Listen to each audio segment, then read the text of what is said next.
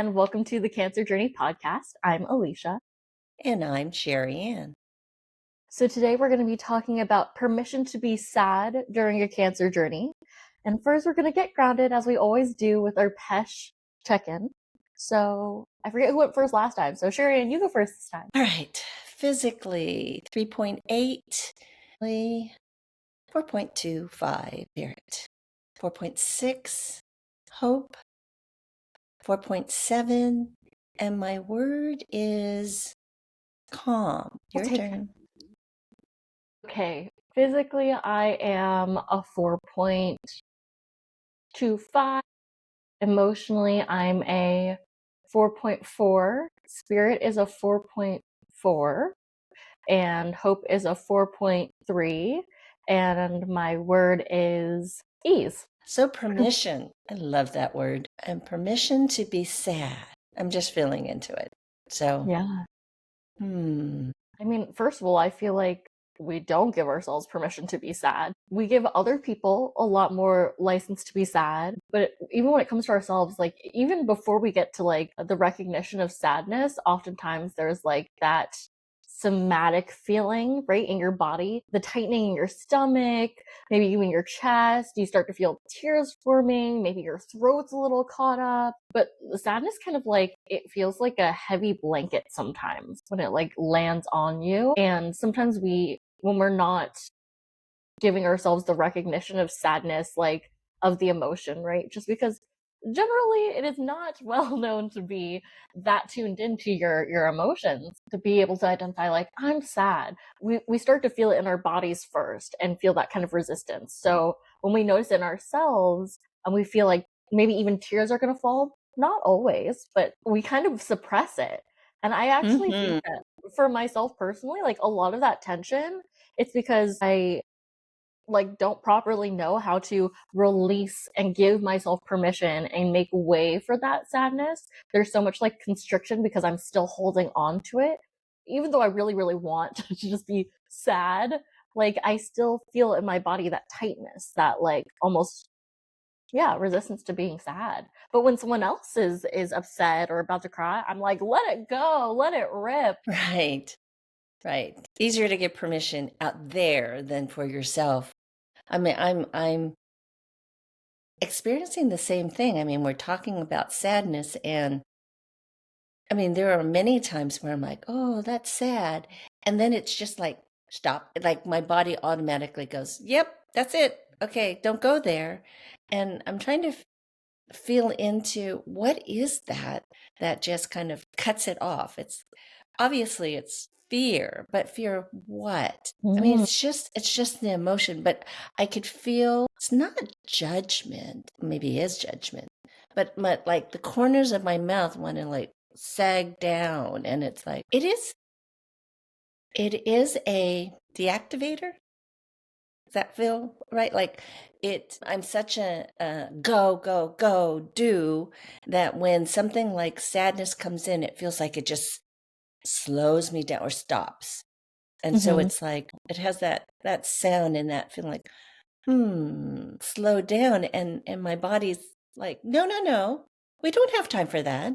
Yeah. Well, I think that makes a lot of sense for you because you're obviously channeling your activator strength.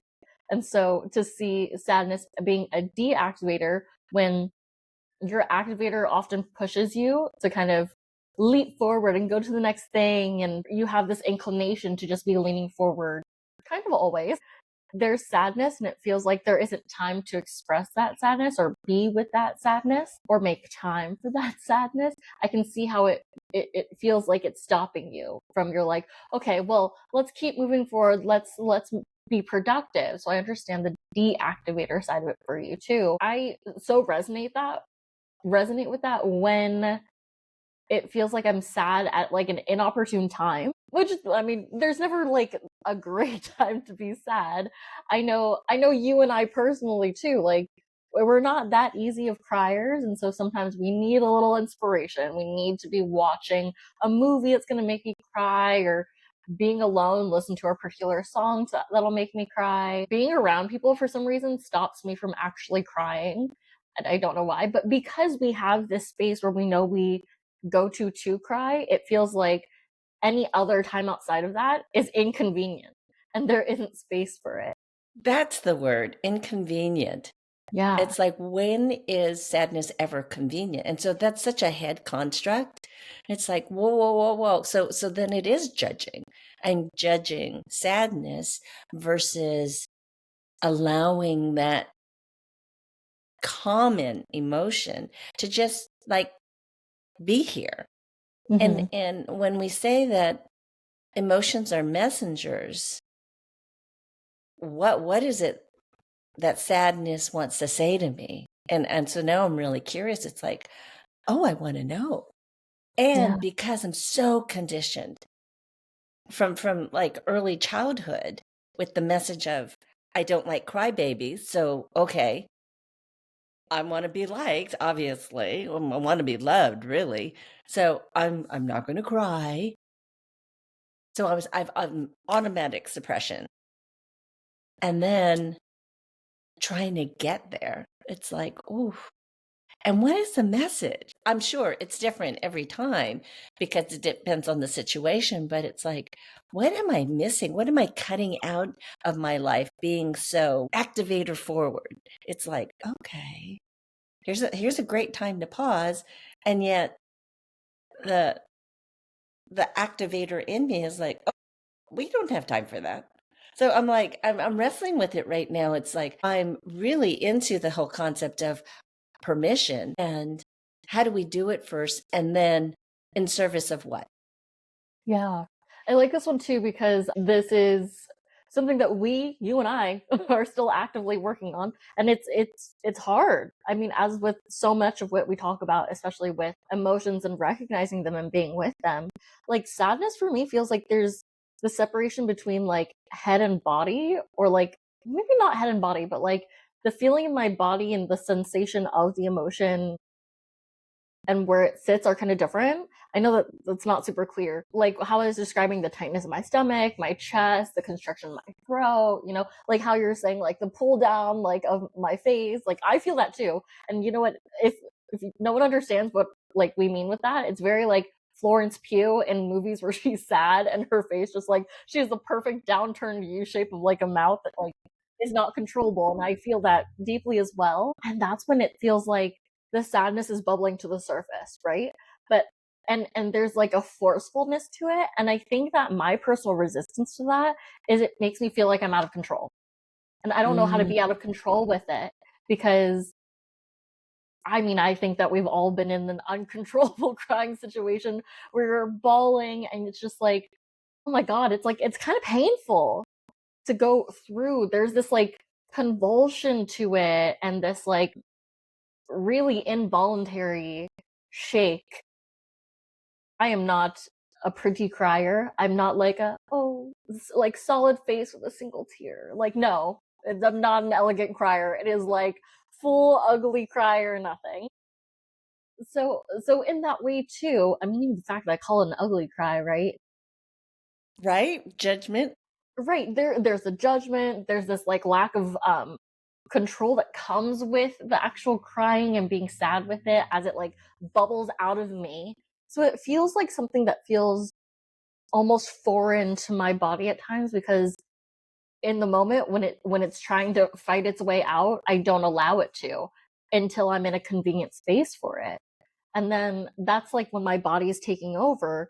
But like everyday sadness that I carry with me, or that I float in and out of, that sits like at the bottom of like, I guess it's probably more like my solar plexus, and it's kind of just like something that like I carry with me, right? And that's when I'm not so sad that it's like it needs to bubble out of me, or it has bubbled out of me, and then what's residual and what's left is this like heaviness in my being that kind of like it feels like a viscous liquid that kind of just like sits along with me. Sometimes it's really present and sometimes it's not.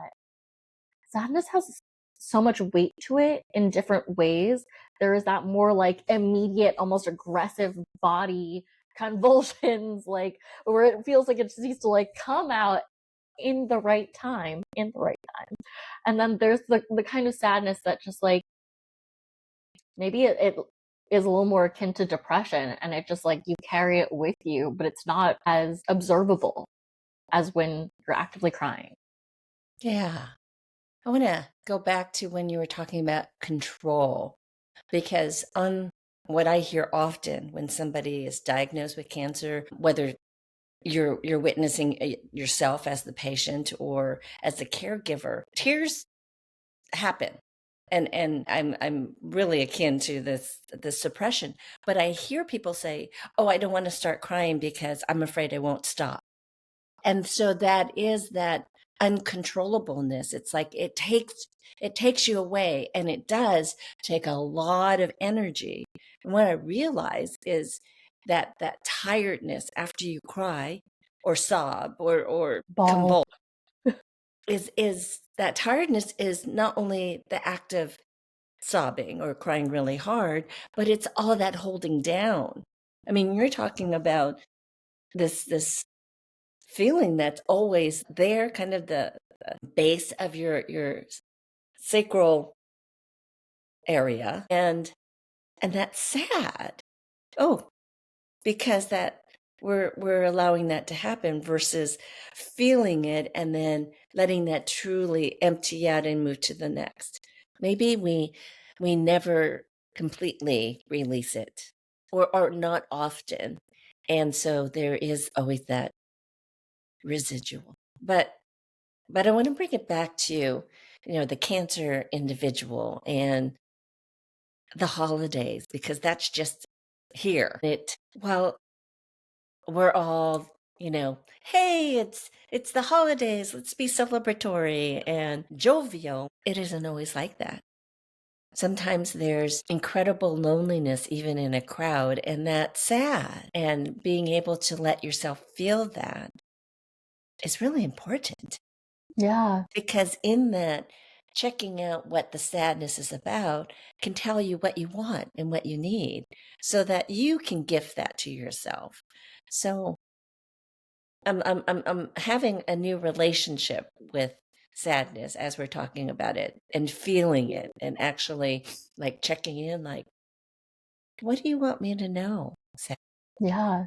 I mean, so bringing up the holidays, and anyone who's experienced cancer in life knows that the holidays look a little different. And just like the idea, the concept societally, I suppose, of holidays is very like, you come together with your families, you come together, you bring everyone, and you celebrate, and you give things, and it's very much about these relationships that you have, highlighting specifically family. Typically, it is like blood family, blood relation kind of family.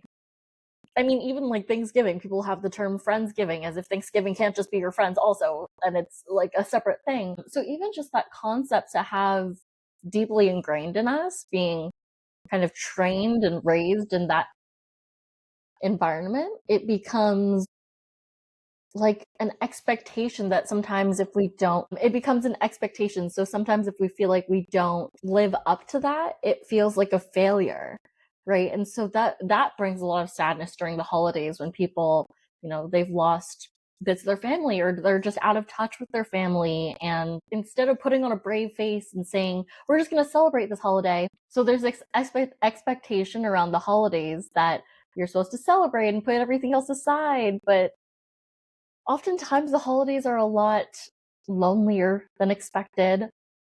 You know, throughout our lives, death is inevitable for people. It is. And so, like, what if we, for the holidays, yes, we got to still celebrate and do the traditions that we know, but took like 15 minutes to just be sad, but also honor what that sadness is about. Is it about the loss of something, someone? Is it loss of something from a life that you had before? Is it loss of an actual thing? Maybe a pet, there's a lot to honor in that space that still recognizes the relationships that you have had and do have. And in that way, I think that there's a place for sadness, I guess is really what I mean. Especially during the holidays, especially during cancer, there's a space for it. And this is also why we're so big in that, like, it's not a battle, it's a journey. Because when we see it as a battle, it leads to that kind of toxic positivity of not letting yourself be sad at all. And gosh, there needs to be space to be sad. Like, you're diagnosed with cancer. It's hard. And like, let's recognize that. Let's be upset about it. And then to not have to carry that and pretend it's not there and suppress it in yourself, you can start to release that in ways that are healthy for you. And then the positivity that you have, the hope that you have, gets to still exist, and it can really flourish because there's a recognition of, with the happiness and with the positivity, also kind of have negative feelings, negative emotions, if you want to call them negative, that really need a space too. Yes. And what I was just getting from you is when you're pushing down the emotion, so it being sadness, you're actually limiting how much you can feel. So it's like, I don't want to feel that so that I don't impact other people, or I'm trying to control. Well, then all of a sudden everything gets controlled. And so let's just use the scenario of the loneliness and being sad about that. You can't get past that if you can't feel it to get to the expansive emotions, the joy, the delight, the excitement. That too gets kind of watered down because or controlled. So then all of a sudden you're just kind of like here. And that's like here when I say this, it's kind of like middle ground or the transitional emotions, and you're not getting what you want, which is I want to feel good. I want to feel connected. I want connection. That's a big one. And so if we don't feel everything that's coming through when it's appropriate, it's not always like, I'm going to start busting crying and I'm just going to sit here and have everybody watch me. Go have your emotions, feel that, and then come back and be part of it's almost like you release that so that you can be more returned to yourself and be connected to everyone else instead of like, oh, I'm separate and I don't want to do that. It's kind of a weird construct where it's like, I want to be connected, but I don't want to separate myself. But if I take care of myself and then I can come back, I can be more connected. Yeah. I mean, I would also say somewhat challenging that, and I think it depends on the person, right? Because I think most people are uncomfortable delivering that in front of other people, crying in front of other people. But I think that compared to other emotions, sadness is one that actually can it's much more, for lack of a better term, acceptable. And it is one of those ones that it's very connecting to share your sadness with someone. Even if someone doesn't necessarily have space for all of these other emotions, if you present sadness, people very typically always have space for sadness. It's very rare that the person that you're expressing it to is going to be like, take that away. Let's, they'll probably say, like, let's look at the bright side. Sure. But to share your sadness, not just being sad in front of someone, but to share your sadness with them, not in a way that's like, oh my God, pity me, my life is so hard, but in a way that's like, I'm gonna be sad right now. And I just want to like share this sadness with you because it's something that really matters to me. And like it's erupting in tears right now because it feels so strongly in me. But if you could be here with me for it, I would love to share this with you. It's a deeply connecting one. Yes, there is sometimes discomfort when sharing it, but that space is it's when I think about it, I think that if someone is presenting sadness to me, I'm never going to squash their sadness, Yeah. or nor am I going to really dismiss their sadness in ways that maybe other emotions might be dismissed, especially if someone's crying, right? The action of tears happening tends to soften everyone in the human race. Well, I want to say something about the tears because sadness doesn't always have tears. When it does, though, there is a reaction that's out there. And so I was going through some leadership training at some point. And while we were doing that, it would evoke, stories that would lead us to somber moments, tears, whatever. And as soon as somebody started crying, somebody reached for a tissue or someone wanted to go over and hug that person. And during this course, we were what's prevented from doing that. And they would say, let that person have their process, which is kind of beautiful. On one hand, it's like knowing that you can have tears, just like you can have laughter. And someone doesn't go over and say, okay, you can stop laughing now. It's, unless, yeah, we're more welcoming of laughter. But we think we need to kind of like soothe or take care of somebody who's crying, and to think of it slightly different, which is that person is actually feeling their emotion, and allow it to happen. Nobody's going to ever cry and never stop. You can actively sob for 5 minutes and your body will stop you. You may start again, but it's not this continual eternal thing. Your body just won't let that happen. However, it is that whatever we make up about the tears or everybody around us and taking care of that is what stops us from even starting. And then so we hold it down, and then it's like this explosion of like, there's no way I'm going to control this. Here it comes. Yeah. And that is the fixing, right? Because there's discomfort for the individual who, not the one who's necessarily crying. If anything, they're probably going through this very quick phase of feeling maybe discomfort at the beginning, but there's also this like lack of care at a certain point. It's just like, the tears are coming, they're coming, and they just need to come out. So they have and make space for it to happen and to express in that moment. It is the discomfort of the observers grabbing tissues or wanting to offer a hug or wanting to do something to fix it instead of just letting that person cry. Because sometimes it's like, just cry, just let it out. And the permission to do that like, hey, there is space here. And it's interesting because in those moments you can kind of feel the observers like, they tighten up, and that tightening up is like, okay, there's something I need to do something. It's like, it's not about you. It's not about you.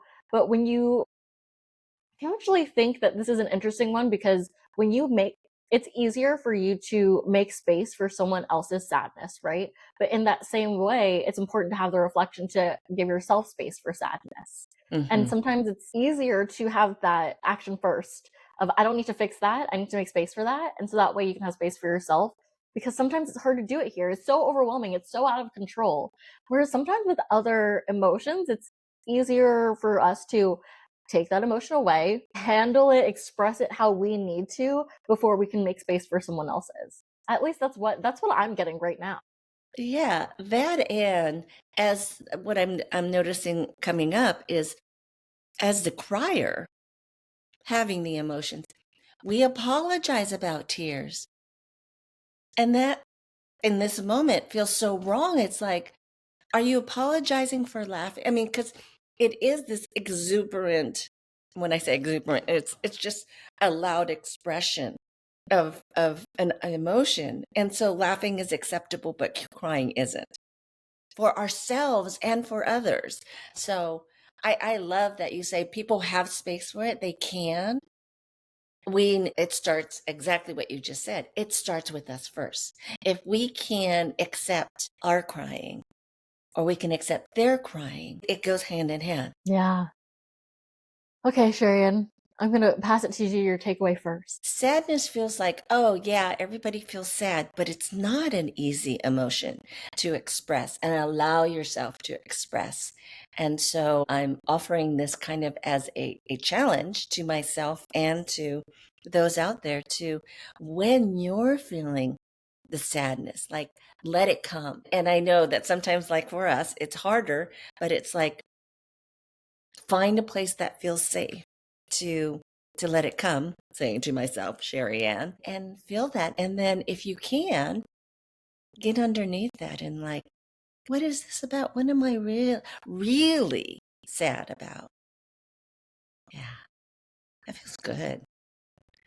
Okay, Pesh.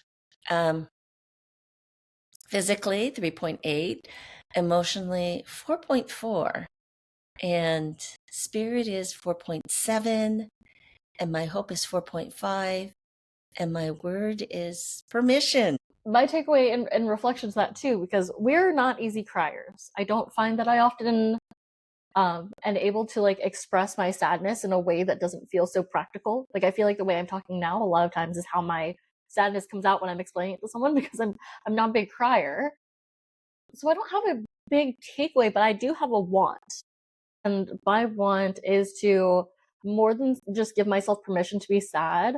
I really want to, in moments where sadness is coming up, to try to explore what that just like relinquishing control to it really feels like, because like I don't like that it's hard for me to cry, and like I think that I'm very very connected to my sadness, or even to moments of depression.